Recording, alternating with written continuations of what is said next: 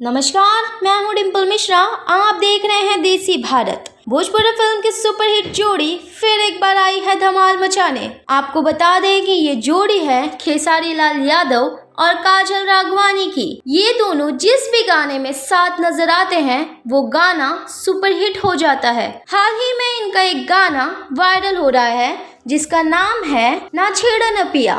Fans को इनका ये गाना बेहद पसंद आ रहा है। खेसारी लाल यादव आए दिन इंटरनेट पर ट्रेंडिंग में रहते हैं और अपना जलवा बिखेरते नजर आते हैं। खेसारी लाल यादव का भोजपुरी में काफी नाम है। वो एक अच्छे एक्टर के साथ साथ एक बेहतरीन सिंगर भी हैं। अगर बात करें इनके फैंस फॉलोइंग की तो उसका अंदाजा आप इनके आए हुए मूवी या एल्बम से लगा ही सकते हैं। आते ही वायरल हो जाता है। वहीं बात करें अगर हम काजल राघवानी की तो ये भी कुछ कम नहीं है। जी हाँ, आपको बता दें कि हाल ही में इन्होंने इंस्टा पर 2 मिलियन फॉलोअर्स कंप्लीट किए हैं। ऐसे ही तमाम खबरों से जुड़े रहने के लिए आप बने रहें देसी भारत पर। नमस्कार।